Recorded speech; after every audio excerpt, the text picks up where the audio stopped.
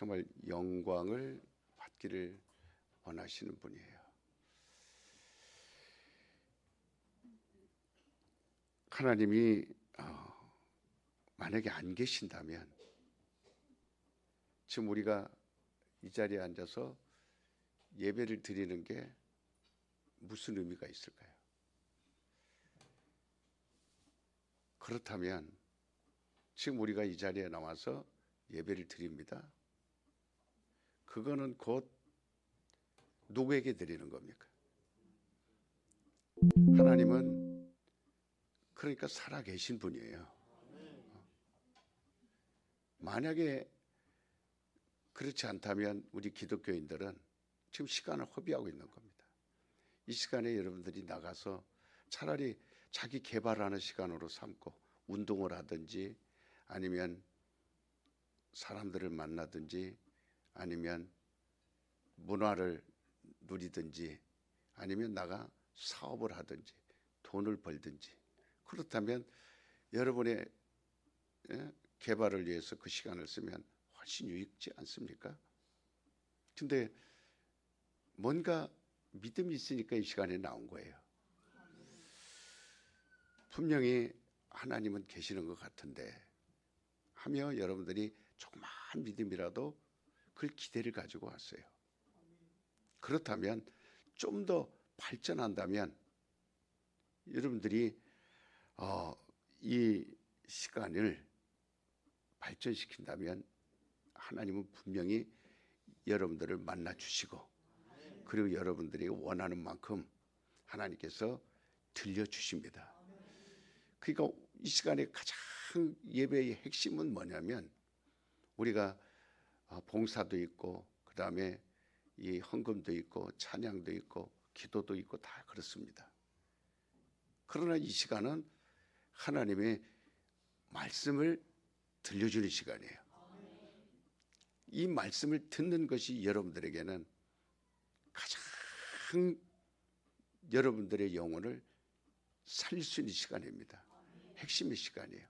그러니까 이 예배 시간에 귀를 세워서 말씀을 드려야 될 텐데 그러나 이 자리에 몸은 와 앉아 있지만 마음은 지금 냉장고 속에 있고 점심을 뭐 먹을까?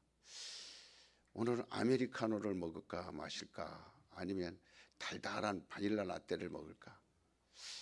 아니면 예배 마치고 오후 예배 있다는데 얼른 마치고 그냥 빨리 나는 가야지. 아니면 그런 생각으로 여러분들이 지금 방해를 받고 있지 않나. 그러니까 생각은 자유예요. 얼마든지 지금 여러분 생각은 집 안에 있을 수도 있고 그 다음에 밖에 나가 있을 수도 있고 중국에 왔다 갔다 할 수도 있고 벌써 그런 틈이 생기면 졸음도 오고 그리고 말씀을 들어도 이해도 안 되고 깨달지도 못하고 여러 가지 방해를 많이 받게 됩니다. 한번 방해를 받기 시작하면 한 주 빠지잖아요. 그 다음 주 또 빠집니다. 그 다음 주 또 빠집니다.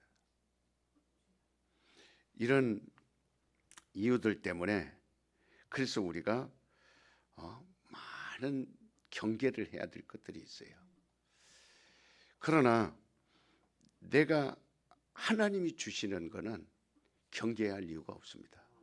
세상은 경계해야 되고 마귀는 경계해야 되고 더러운 악한 영들은 우리 수보다 훨씬 많습니다. 8배, 10배 많습니다. 그러니까 우리 사람 하나에 보이지 않는 영적 방해자들은 10명 이상 나를 방해한다고 보면 됩니다. 그렇기 때문에 세상은 우리가 경계하고 영안을 열어서 방해하는 것들을 경계하고 이단도 경계하고 사람도 경계하고 모든 환경도 경계해야 되지만 하나님 앞에서 긴장할 필요는 없어요. 여러분 이 시간에 마음을 이렇게 확 열어서 지금 하나님이 말씀하시는 걸 내가 아주 그 말씀을 드려야 되겠다 하는 경계심을 푸는 거예요.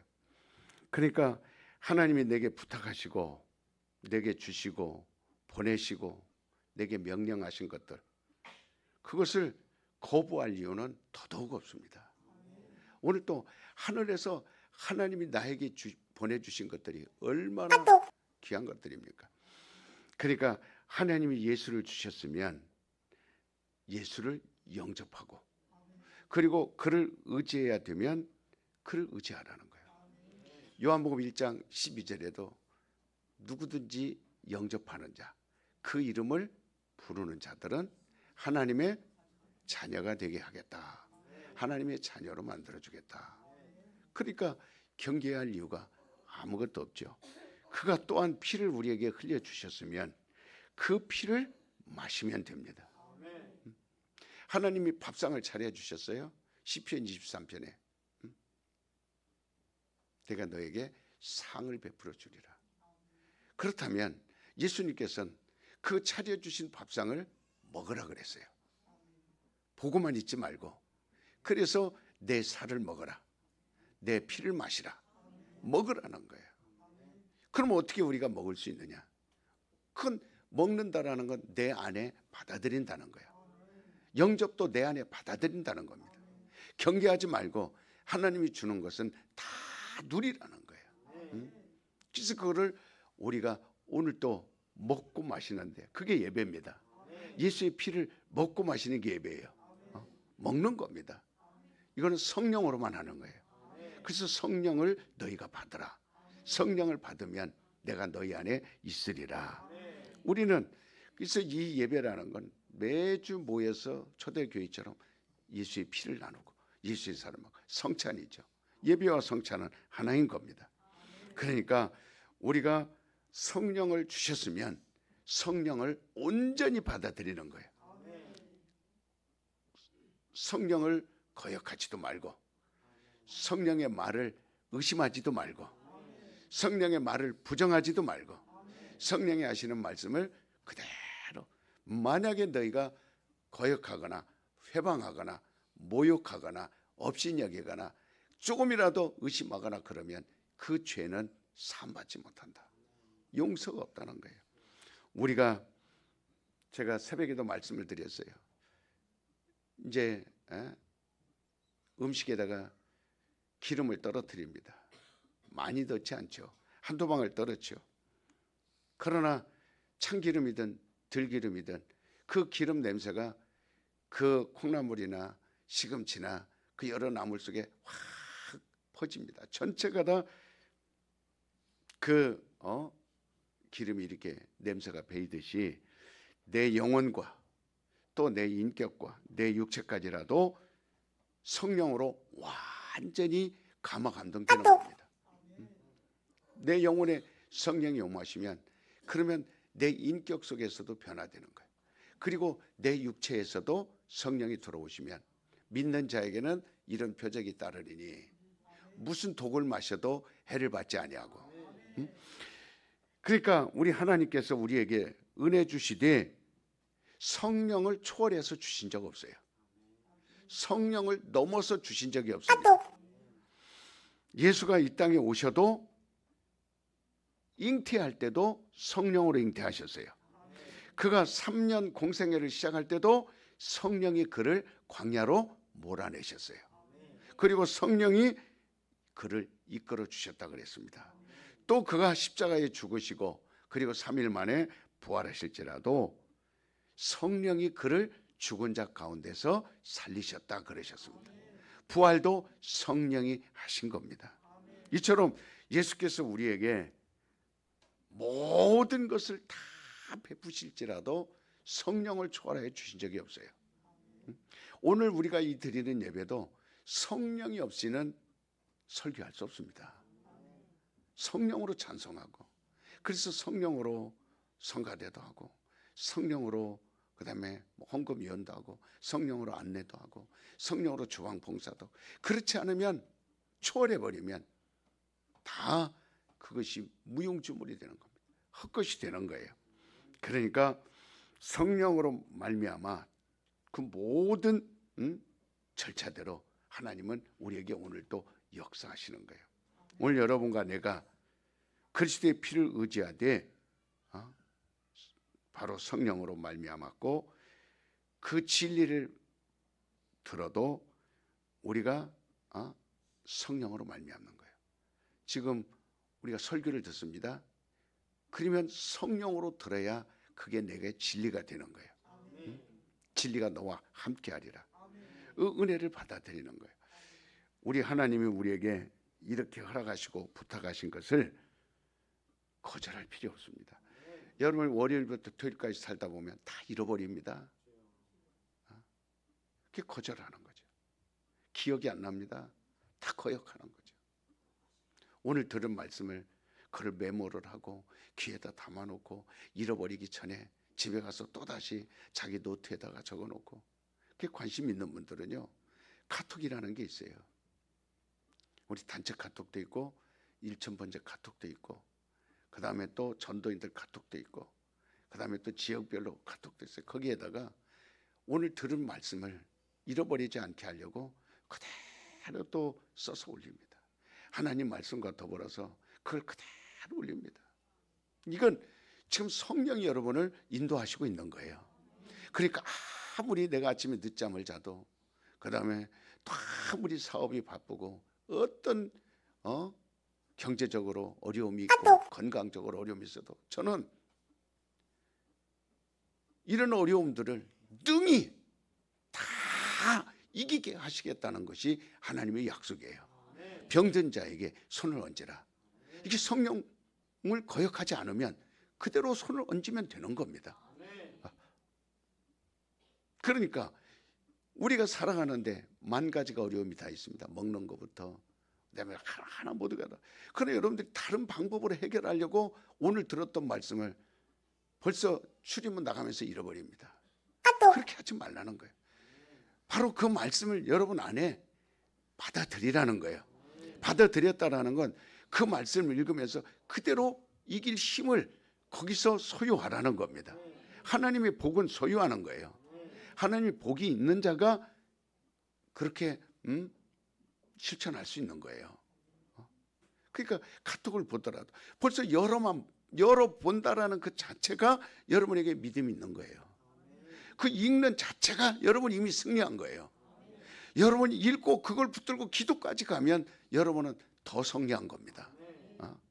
그러니 그걸 써 올리는 사람은 얼마나 기쁘겠어요. 그 시간을 안 어기고 그걸 그대로 써서 올리는 사람은 얼마나 그 성령으로 말미암아 충만함을 유지하는 거예요. 그러나 여러분에게 얼마나 친절합니까? 여러분의 목사가 여러분에게 카톡에다 대고 단 한마디라도 저주스러운 말을 씁니까? 단 한마디라도 여러분들에게 망할 말을 씁니까? 단 한마디라도 여러분에게 실패하라고 말을 씁니까? 다 엑기스처럼 아주 엄마가 어린아이에게 젖을 물려서 그 젖을 먹여 그 아이가 살이 찌고 눈이 총명해지고 머리가 좋아지고 자라면서 그렇게 예쁘게 하도록 그 엄마의 마음을 가진 것처럼, 그래서 이 목회자는 아버지의 마음인 겁니다. 아버지가 그 자식들을 향하여 이거를 읽고 너희가 이것을 가지고 붙들면 오늘도 이긴다, 오늘도 승리한다. 그래서 여러분은 그 마음이 이미 주님과 함께하는 거예요. 여러분은 마음이 이미 성령과 함께하는 겁니다. 성령을 해방하는 게 아니에요. 거역하는 게 아니에요. 하나님의 모든 것을 주시는 것을 경계하는 게 아닙니다. 그냥 마음을 활짝 열고 받아들이는 겁니다. 그것을 처음에는 낯설고 처음에는 한글을 잘 모르겠고 그 다음에 처음에는 그것들이 어색하지만, 그러나 그 마음을 계속 지연치 한다면, 마음을 견고하게 가진다면, 마음을 흐트리지 않고 그래 이게 내가 승리하는 비결이야, 이게 내가 살 길이야, 이게 내가 하나님 앞에 복을 받는 지름길이야 하면서 꾸준하게, 지금 460 오늘이 1일째잖아요. 462 이렇게 363 1000번째만 해도 460이 지났어요. 하루도 제가 해외에 나가 있어도 지방에 나가 있어도 단 하루도 그 시간에 그 말씀을 거역한 적이 없습니다. 그 말씀을 그대로 올리면서, 그리고 기도하는 마음으로 올립니다. 이 말씀대로 우리 성도들이 될지어다. 그렇다면 여러분에게 병이 왜 남아있어요? 여러분 속에 왜 병이 남아서 여러분을 힘들게 하고 여러분을 괴롭게 하고, 왜 경제적으로 여러분들을 어렵게 하고, 왜 돈 때문에 여러분들이 밤잠을 못 자고 왜 그렇게 하겠습니까? 벌써 내 마음대로 하기 때문에 거기서부터 서서히 실패가 오고 좌절이 오고, 여러분 스스로 해서 이병철 씨처럼 부자가 됐다, 여러분 스스로 돈 많이 벌어서 현대처럼 부자가 됐다, 아니면은 세계적인 저커버스처럼 부자가 됐다, 그래서 세계에서 1등 100등 안에 드는 부자가 됐다. 과연 그것이 복일까요? 사람들은 그렇게 평가할지 모르지만 하나님의 것을 거역한 자들에게는 물질밖에 아닙니다. 그러나 그들도 오늘 세상을 이모저모로 자기 가진 것이 자기 것이라고 말하는 사람이 과연 몇 명이 있습니까? 그렇기 때문에 우리에게 허락하시고 부탁하신 것을 자 거절하지 말자. 하나님이 허락하신 것을 다 받아들이자. 그런데 오늘 기독교의 큰 잘못은 뭐냐면 성령에 대해서 너무 이해를 못해요. 성령이었기 때문에 그저 교회 가도 그만, 안 가도 그만. 그냥 성령이었기 때문에 말씀을 들어도 그만, 안 들어도 그만. 그다음에 성령이었기 때문에 찬송을 불러도 그만, 안 들어도 그만. 봉사해도 그만, 봉사 안 해도. 성령이 없는, 이제 이거를 우리는 모르고 있는데, 그러니까 성경, 예수님이 오셔서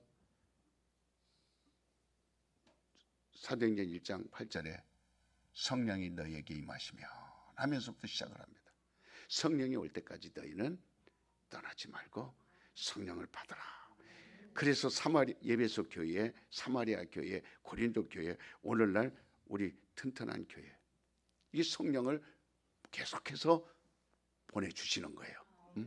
근데 이거를 거역하기 때문에 그저 교회 나오는 것까지는 사람들이 합니다. 그러나 성령을 받는 이 영적인 문제, 이건 주님의 명령이잖아요.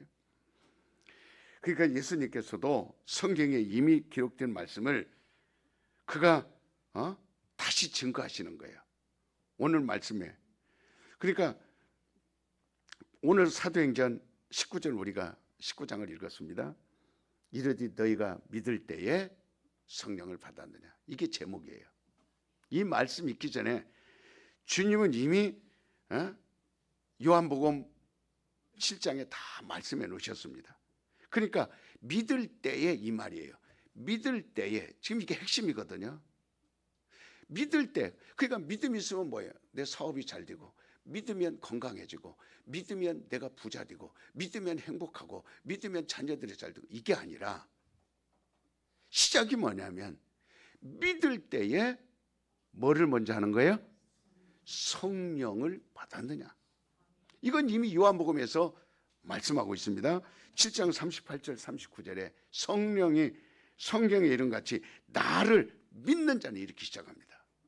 나를 믿는 자는 배에서 생수의 강이 넘쳐 흘러나리라. 그러니까 믿는 자에게 하나님이 가장 먼저 해주시는 것이 뭐예요? 근데 만약에 여러분 예수 믿습니다 했는데 여러분이 부자는 됐어요. 그래서 아주 우리 중국 200만 교포들 가운데 가장 부자로서 한국에 하나 성공했습니다. 그런데 바울이 물어봅니다. 지금 그걸 물어보는 게 아니에요. 너 믿을 때에 부자 됐냐? 이걸 물어보는 게 아니에요. 믿을 때에 뭐를 물어보는 거예요? 성령을 받았느냐. 그러니까 내게 처음 믿음이 성령과 연결되는 거예요. 그래서 성령은 지금도 그래서 대기하고 있는 거예요.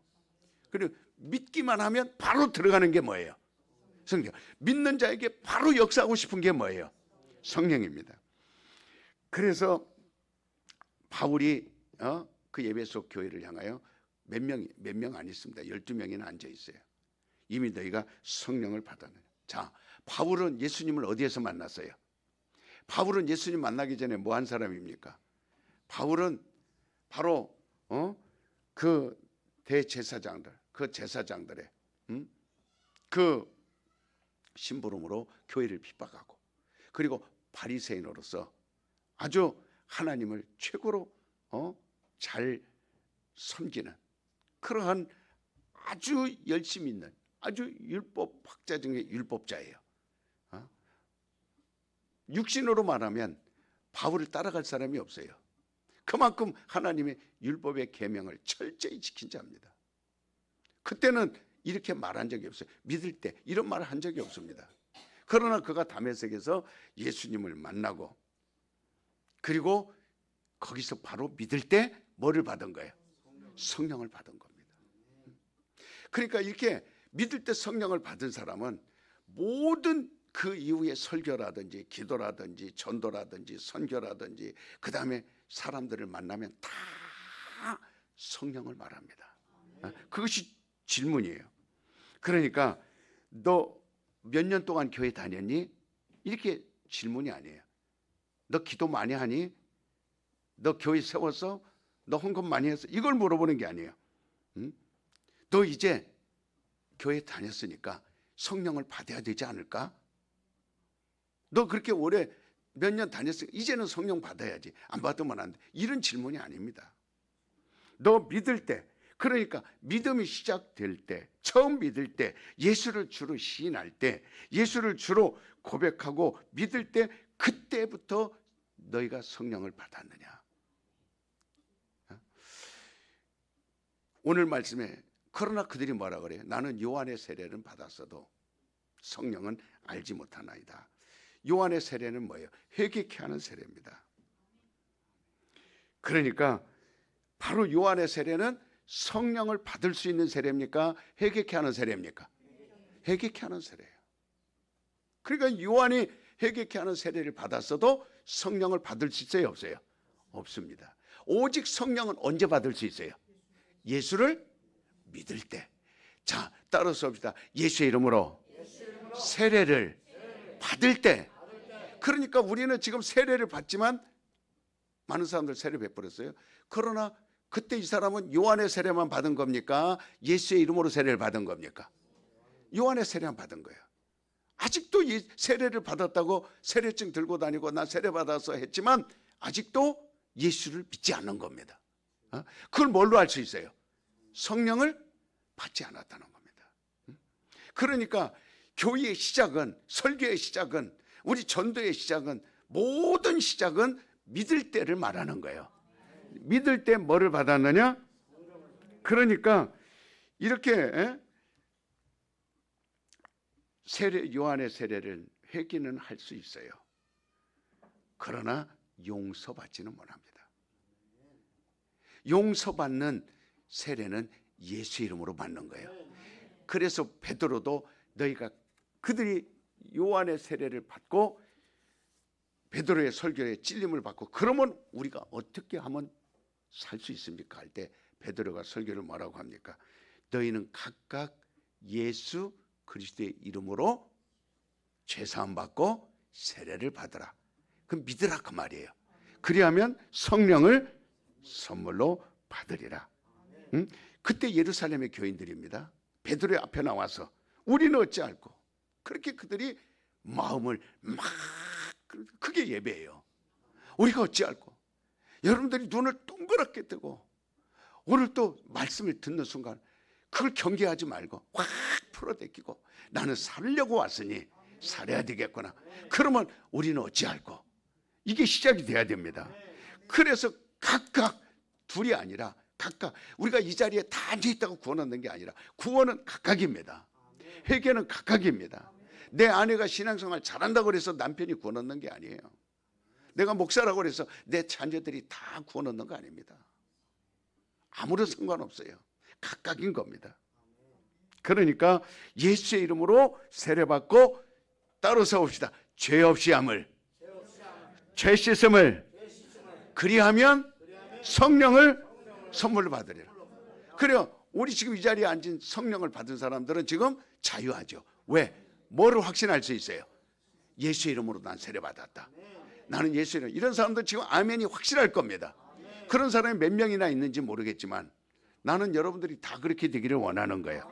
그렇게 되면 성령을 선물로 받으리라. 그래서 우리가 지금 예수 믿는 게 뭡니까? 믿는다는 게 뭐예요? 회개하는 것이 바로 처음 예수 믿기 시작하는 거예요. 그래서 회개하고 즉시 예수의 이름으로 죄사함을 받는 겁니다. 그게 회개입니다. 그리고 나는 이제 죄사함 받다 확신을 갖는 거예요.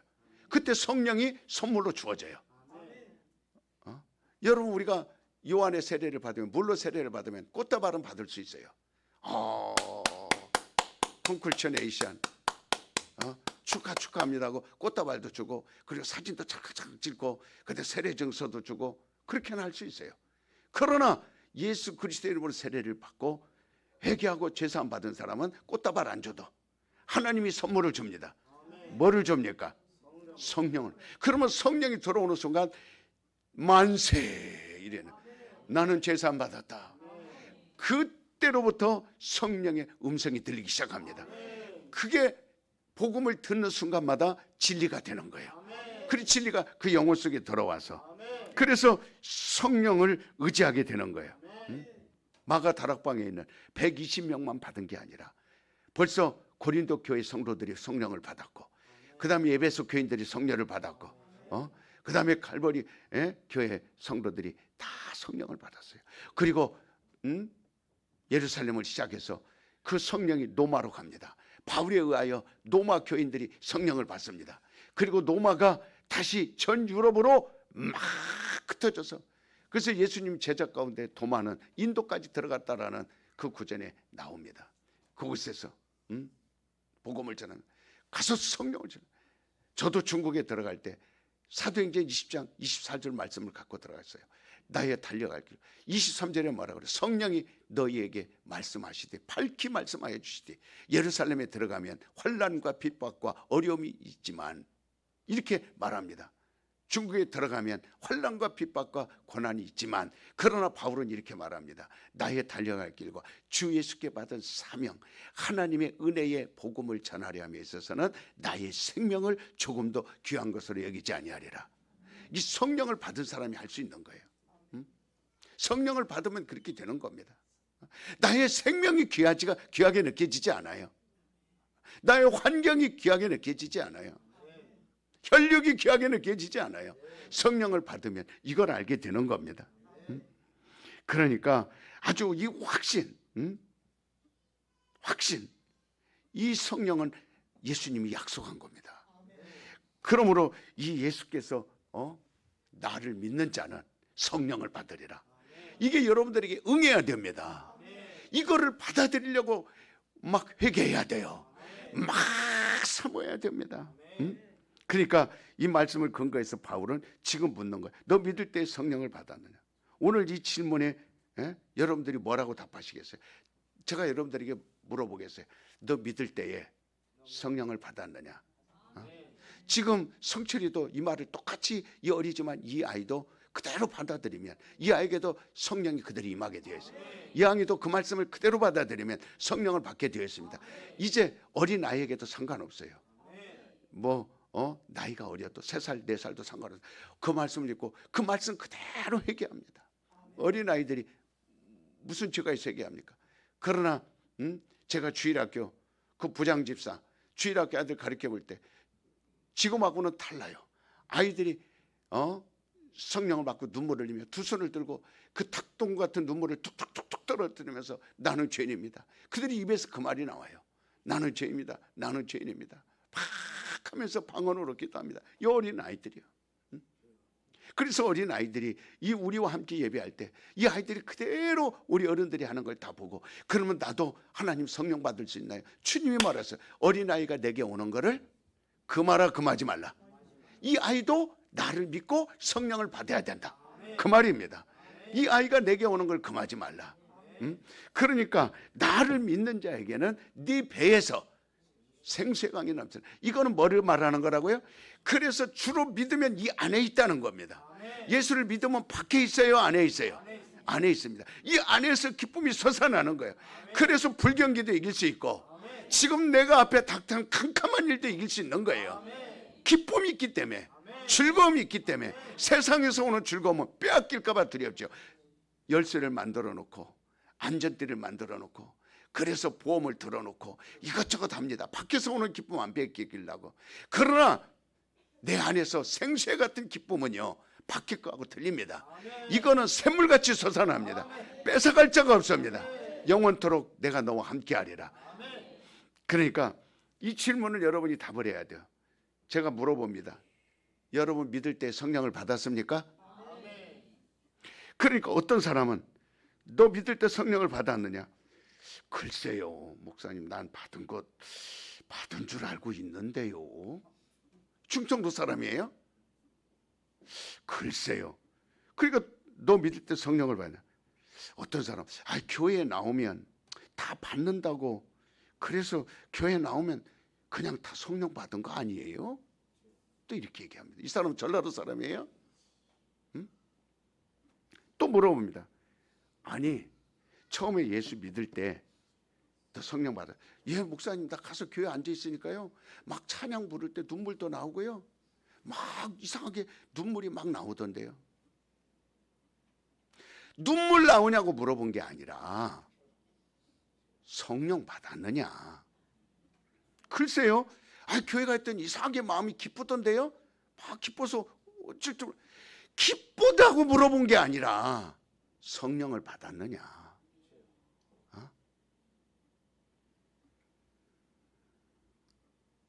그러니까 여러분요, 기뻐서 성령 받았다고 교회 가서 미친 사람은요 맨날 웃고 다녀요. 그래요, 안 그래요? 미친 사람이 찡그린 거 봤어요? 그냥 여기도 다녀, 때려도 헤헤. 그러니까 교회 와서 목사님 마음이 막 떨리던데요, 막 기쁘던데요. 아니, 그게 아니고 내가 물어보는 건 성령을 받았느냐. 글쎄요, 막 가슴이 떨리고 손도 떨리고 진동하던데요. 진동이 아니라 성령 받았느냐. 글쎄요, 저더러 성령을 받았다고 그러던데요. 다른 사람이 너를 성령을 받았다고 말하는 게 아니라 네가 성령을 받았느냐. 글쎄요, 잘 모르겠는데. 그러면 내가 또 물어볼게. 너 결혼했니? 글쎄요, 나 결혼했다고 그러던데요. 네 이름이 뭐니? 글쎄요, 내 이름이 뭐라 하던데요. 여러분, 결혼한 거를 당신 결혼했어요? 물어보면 어디든 체크하게 돼 있어요. 당신 결혼했어요? 결혼 안 했어요? 그러면 결혼 안 한 사람은 결혼 안 했다고 하고, 미혼이면 미혼이라고 하고, 기혼이면 기혼이라고 합니다. 내가 물어볼게요. 여러분들 결혼했어요? 글쎄요, 막 기쁘던데요. 아니, 결혼했냐고? 글쎄요, 짜릿짜릿하던데요. 아니, 결혼했냐고? 글쎄요, 누가 우리 어머니가 결혼했다고 하는 것 같기도 하고, 우리 아버지가 결혼했다고 하는. 지금 성령을 받았느냐 물어보는데 똑바로 대답을 못합니다. 이름이 뭐냐고 그러면 자기 이름을 몰라요. 지금 그렇게 신앙생활을 하고 있습니다. 여러분요, 은혜를 체험한 거는 결혼과 똑같은 겁니다. 영생 체험은요, 유일하신 하나님과 그의 아들 예수 그리스도를 아는 것이다. 이게 결혼이에요. 여러분, 결혼하고도 글쎄요 그러고 있으면 어떻게 됩니까? 그러니까 믿을 때 뭐 했어요? 성령을 받았느냐. 호세아서 2장 19절에 말하고 있어요. 하나님의 은혜로 내가 임하실 때, 긍휼과 은총으로 내게 임하실 때, 이것이 결혼이라고 해서 내가 너에게 장가들리라. 내가 너에게 결혼하리라. 호세아서 2장 19절에 그렇게 말씀하고 있습니다. 완전한 결혼이란 완전한 체험을 말합니다. 결혼했는지 안 했는지 분별을 못하고 글쎄요 계속해서 글쎄요. 이 아리송한 사람, 너 성령 받았느냐? 글쎄요. 결혼했느냐? 글쎄요. 그러니까 내가 성령을 받았느냐 안 받았느냐. 그래서 바울이 물어봅니다. 에베소 교인들에게. 믿을 때 만약에 여러분이 성령을 못 받았다면 정말 글쎄요만 하고 있지 말고, 여러분, 한국교회 저는 성령 받을 때 그때 그 불거덩이 속에 저는 있었어요. 그러니까 정말 성령을 받지 않으면 그 사람은 언제 교회에서 떠날지 몰라요. 언제 세상으로 들어갈지 몰라요. 성령 받지 않았다면 언제든 마음이 두쪽 나고 흔들리고, 내가 결혼했는지 안 했는지 모르는 사람은 부부가 함께 할 수 있어요? 가족이 이루어질 수 있어요? 언제 두쪽 날지도 모르는 겁니다. 글쎄요 하다가 인생 허비하고 맙니다. 그래서 무조건 믿을 때 성령을 받아야 돼요. 글쎄 나는 교회 가면 성령 받은 줄 아는데요. 글쎄 나는 세례 받을 때 성령 받는 줄 아는데요. 글쎄 내가 구원 받았습니다 할 때 난 성령 받는 줄 알았는데요. 이렇게 여러분요 성령 못 받았으면 이거를 늦추면 안 되는 겁니다. 예수님은 지금 그래서 여러분들이요 권사님들에게라도 부탁하세요. 권사님, 우리 교회 권사님들, 성령 받은 권사님들 몇 분 계세요. 다는 아닙니다.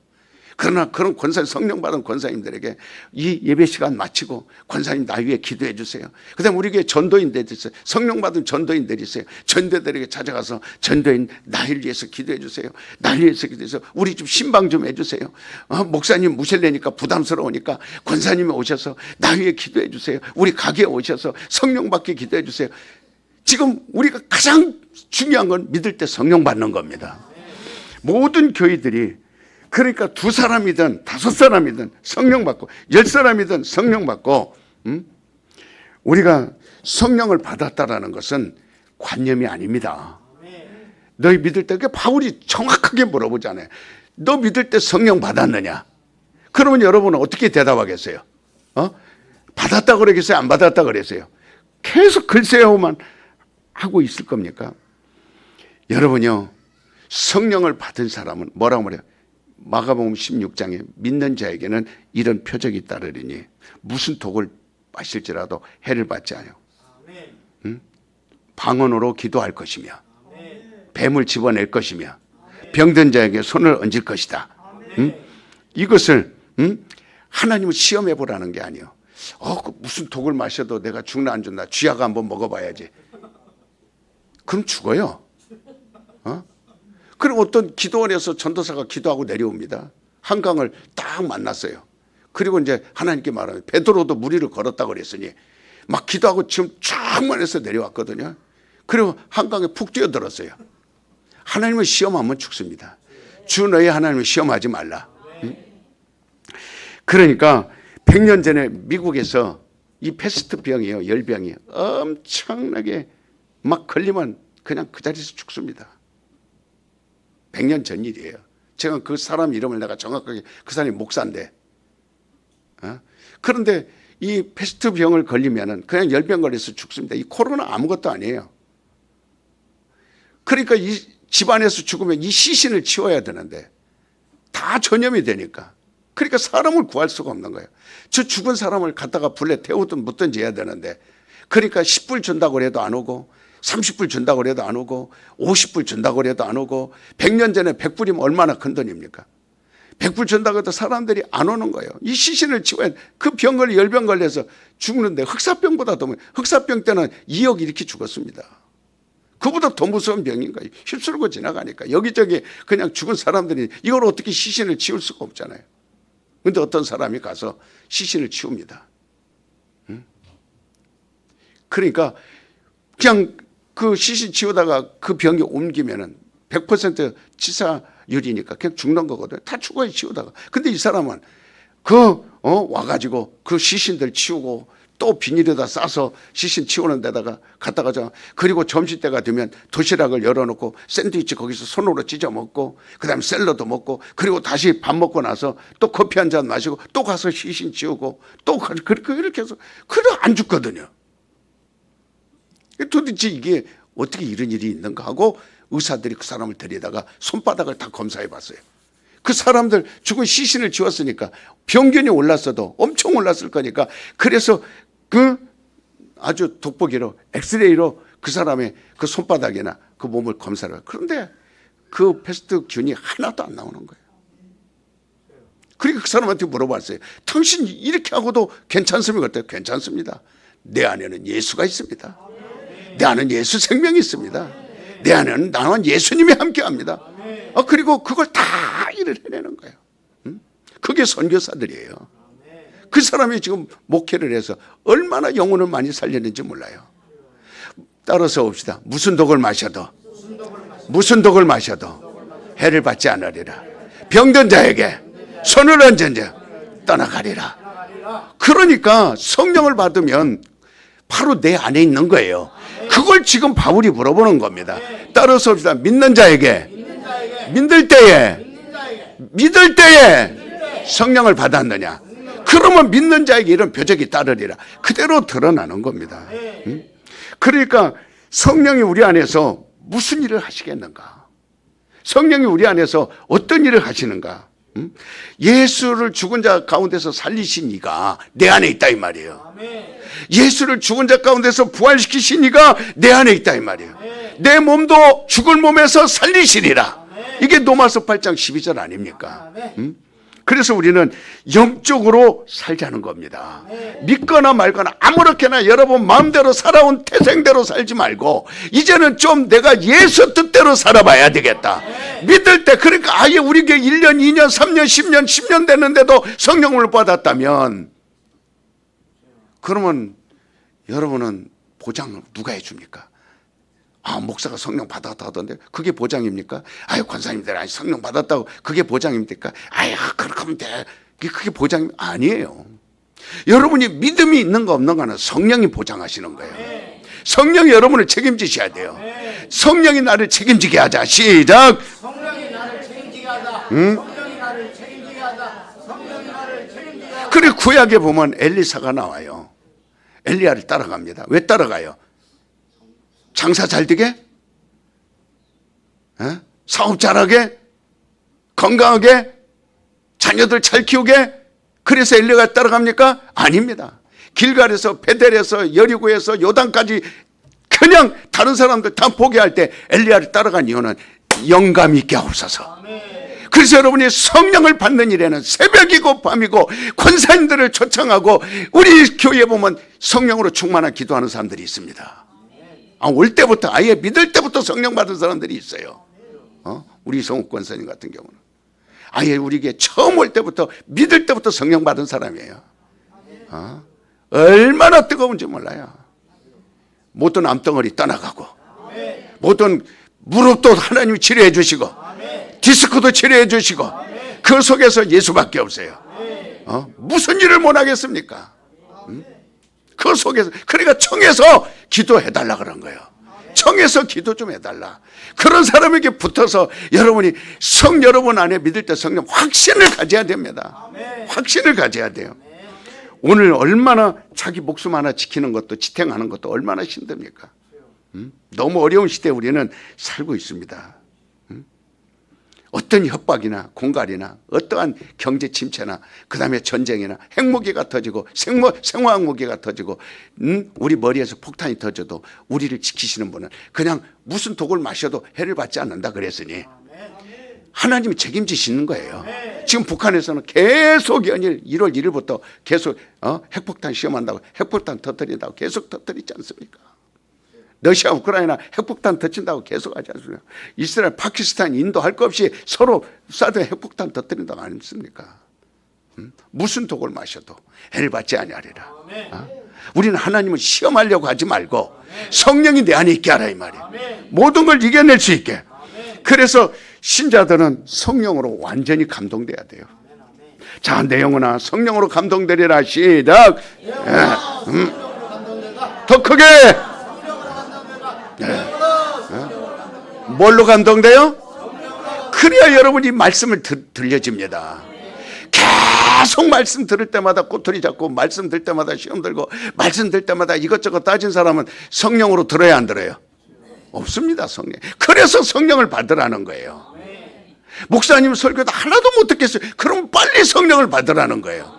목사님 성경은 보기도 싫어요. 성령 받으라는 거예요. 주일날 나오기 싫어요. 성령 받으라는 거예요. 전도하기 싫어요. 성령 받으라는 거예요. 뭐를 받으라고? 성령 받으라. 그래서 믿기 시작할 때 아예 성령. 그럼 여러분이 그냥 사모하면 받습니다. 새벽에 나와 여러분 우리 교회 같은 교회가 어디 있어요? 시작부터 지금까지 우리 중국을 주께로는 성령으로 해야 된다. 중국은 무조건 성령 받게 해야 된다. 그래서 성령 받기 싫은 사람 이래저래 다 떠나갔지만 그러나 여러분은 끝까지 성령을 받으려고 앉아 있잖아요. 자, 너는 예수가 내 안에 있게 하려면 성령 받아야 돼요. 자, 믿음이 뭐예요? 믿음이 예수를 믿는 겁니다. 예수를 믿고 그분의 이름으로 세례 받는 거예요. 그 이름으로 제사 받는 거예요. 그러면 선물은 자동으로 들어옵니다. 성령은 자동으로 들어요. 그러니까 예수를 믿으셔야 돼요. 자, 3번만 난 예수를 믿으리라. 시작. 예수를 믿으리라. 예수를 믿으리라. 예수를 믿으리라. 성령 받으셔야 돼요. 그래서 계속 이렇게 해서 우리가 2024년도는 여러분들 후회 없이 아예 1월달 시작할 때부터 여러분은 복을 받고 가는 거예요. 성령을 받았으니 무서울 게 있나요? 성령 받았으니 죽을까 봐 두려운 게 있나요? 성령 받았으니 안 될까 봐 걱정스러운 게 있나요? 성령 받았으니 게으름 빌 수가 있나요? 없습니다. 우리 권사님들 모시세요. 전도인들 모시세요. 예배 마치고 삼배바지 방구 빠져나가도 빠져나가지 말고 막 기도해 주세요. 오늘 안 되면 또 붙들고 하고 또 붙들고 하고 성령을 받을 때까지. 그래서 설교할 때마다 여러분 성령 받았습니까? 그러면 난 성령 받았습니다. 내 죄 사함 받았습니다. 나는 자유합니다. 나는 부자입니다. 나는 하나님의 자녀입니다. 나는 생명이 있습니다. 그런데 하나님이 모든 것을 주시지 않겠어요? 얼마나 여러분들에게 희망이 있고 소망이 있고 여러분 가정과 여러분 사업과 여러분 생업의 모든 것들이 생수강이 넘쳐나는 거예요. 흘러 넘쳐나는 거예요. 1분 동안만 성령 받기 위해서 기도합시다. 시작. 주여 주여